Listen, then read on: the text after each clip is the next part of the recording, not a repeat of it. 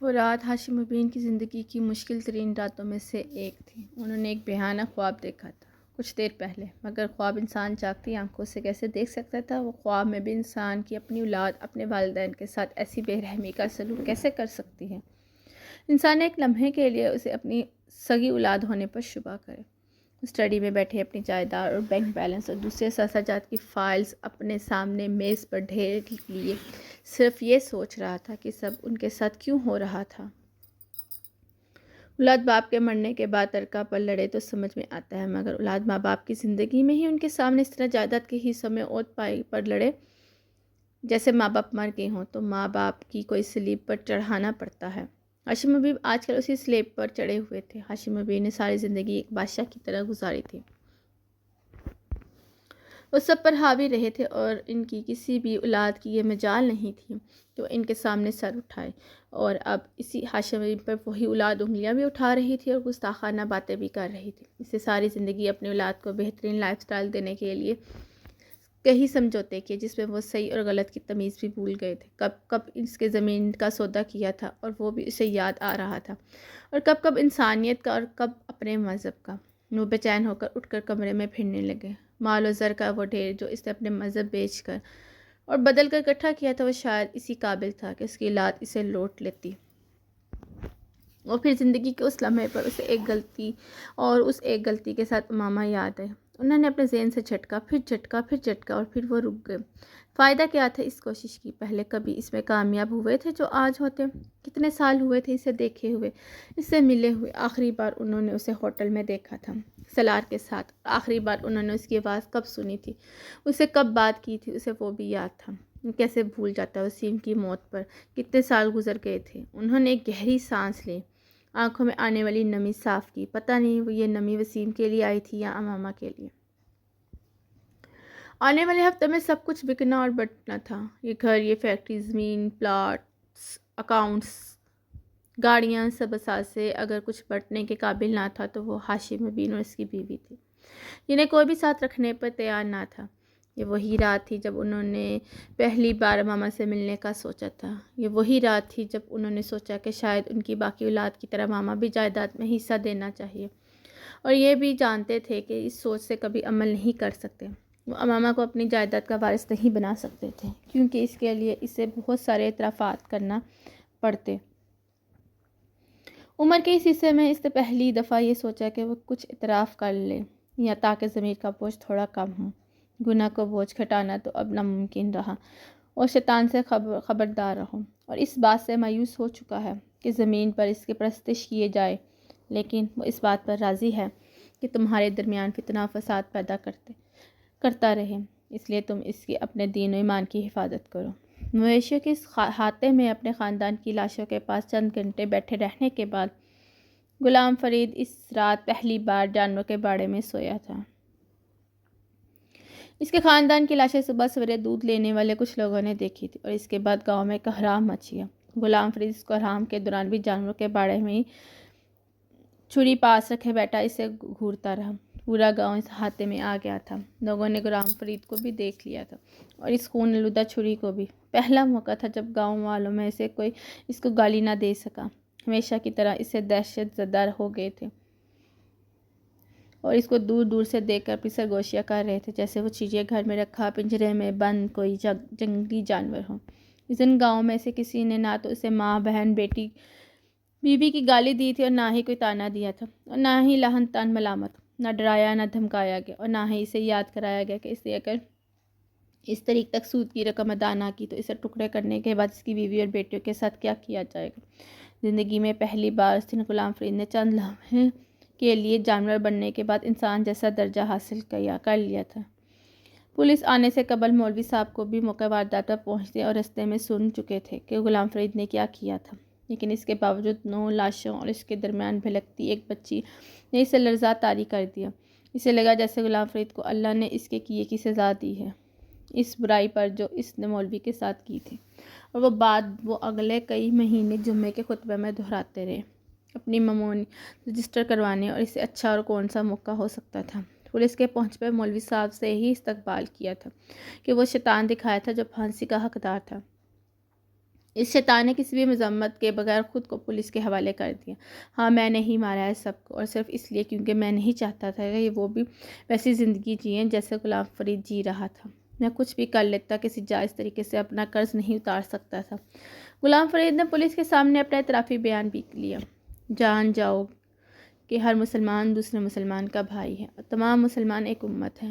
کسی کے لیے جائز نہیں کہ وہ اپنے بھائی سے کچھ لے سوائے اس کے جو اس کا بھائی رضامندی سے اسے دے، اور اپنے نفس پر اور دوسروں پہ زیادتی نہ کرو۔ بھوک سے روتی بلکتی اور خون میں لتھڑی ہوئی چنی کو سب سے پہلے جس نے دیکھا اسے بھی زخمی سمجھا تھا، لیکن جب اس کی مدد کرنا اور اسے طبی امداد دینے کے لیے اٹھایا تو پتہ چل گیا کہ وہ صحیح سلامت تھی۔ گاؤں والوں کے لیے ایک معجزہ تھا۔ غلام فرید کا کوئی بھائی نہیں تھا، اور بہنوں میں سے صرف ایک اس بات پر تیار ہوئی کہ وہ چنی کو اس کے پاس رکھے گی۔ نسیمہ کے خاندان میں کوئی بھی اس پر تیار نہیں ہوا تھا وہ ایک قاتل کی بیٹی کو اپنے گھر میں پال لے، لیکن فوری طور پر چنی کی دیکھ بھال صلہ رحمی کے جذبے کے تحت اس کے ایک پرانے ہمسائے نے کرنا شروع کر دی۔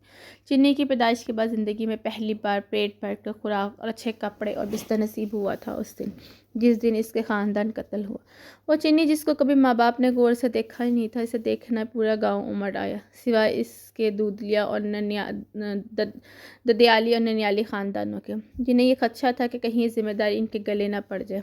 غربت اتنی بڑی لعنت ہوتی ہے کہ انسان کے اندر کے خونی رشتوں اور انسانیت کی بنیاد صفات مٹا دیتی ہے۔ صرف غلام فرید کی ایک بہن ایسی تھی جس کے 4 بچے تھے، اور ان میں سے بھی 3 بیٹے، تو دوسرے خاندانوں کا دباؤ اسی پر پڑا تھا۔ صدمے اور غم سے بے حالی کی کیفیت میں وہ اپنے اکلوتے بھائی کی آخری نشانی کو اپنے پاس رکھنے پر تیار تو ہو گئی تھی، لیکن اس کے شوہر اور سسرال والوں نے اس کا وہ صدمہ اس حادثے کے دوسرے دن ہی اپنے تیوروں پر ناراضگی سے ختم کر دیا۔ اس سے پہلے کہ وہ باقیوں کی طرح چنی کی ذمہ داری سے ہاتھ اٹھاتی، اس علاقے میں انتظامیہ عہدیداروں، سیاستدانوں اور سماجی شخصیات کی آمد شروع ہوئی، اور جو بھی آ رہا تھا چنی کے سر پر ہاتھ رکھتے ہوئے ساتھ کچھ نہ کچھ مالی امداد بھی کرتے جا رہے تھے۔ مالی امداد کے لیے دیے جانے والے چیکوں اور کیش رقومات کے سلسلے نے ایک دم چنی کے رشتہ داروں کے اندر صلہ رحمی جگائی۔ چنی بوجھ نہیں بلکہ بوجھ اٹھانے والی تھی، اس کا اندازہ سب کو ہو گیا تھا، اور یہیں سے چنی کی کفایت کے لیے جھگڑوں کا آغاز ہو گیا۔ دونوں سائڈ سے پورے کے پورے خاندان والے اس ہمسائے کے گھر دھرنا دینے بیٹھ گئے، اور نوبت لڑائی تک پہنچی تو ہمسائے نے پولیس کو بلایا۔ پولیس نے چنی کو اس ہمسائے کی کفالت میں رہنے دیا، اور فریقین سے کہا کہ وہ چنی کی کسٹڈی کے لیے عدالت سے رجوع کرے، تب تک بچی اسی گھر میں رہے گی۔ چنی کو اپنے پاس رکھنے والے ہمسائے نے اس کے لیے ملنے والی نقد رقومات کو چنی پر خرچ کرنے کے بہانے کھل کر خرچ کرنا شروع کر دیا، جیسے وہ ایک بہتی گنگا تھی جس پہ ہر کوئی ہاتھ دھو رہا تھا۔ کیش رقوم کا وہ سلسلہ بہت جلد ختم ہو گیا۔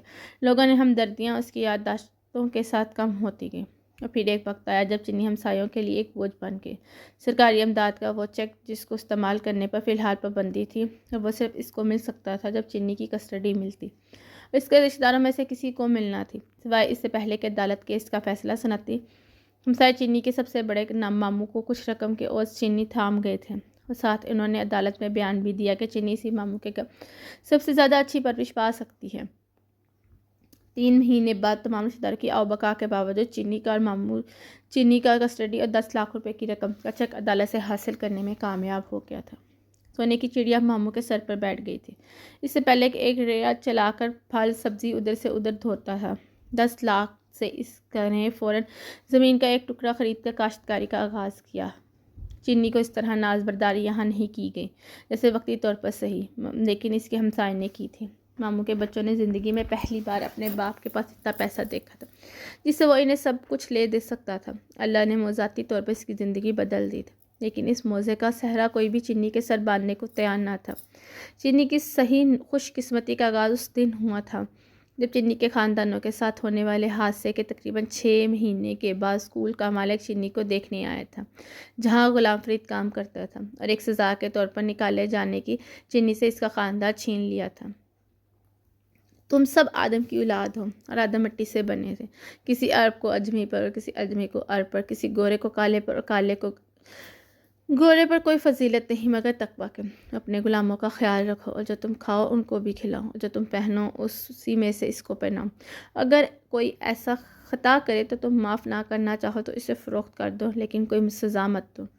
برونی گیٹ ہمیشہ کی طرح گھر میں کام کرنے والی میڈ نے کھولا تھا۔ صلاح نے ابھی ڈرائیونگ سیٹ کا دروازہ کھولا ہی تھا کہ جب ہر روز کی طرح لان میں کھیلتے اس کے دونوں بچے بھاگتے ہوئے اس کے پاس آ گئے تھے۔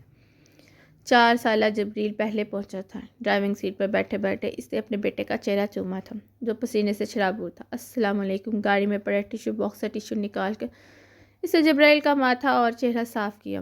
2 سالہ عنایا ہانپتی کانپتی شور مچاتی گرتی پھرتی اس کے پاس آ گئے تھے۔ اس نے ہمیشہ کی طرح اسے گود میں لیا تھا، بڑے زور سے اسے بھینچتے کے بعد اس نے باری باری بیٹی کے دونوں گال چومے۔ جبرائیل تک گاڑی کا دروازہ بند کر چکا تھا۔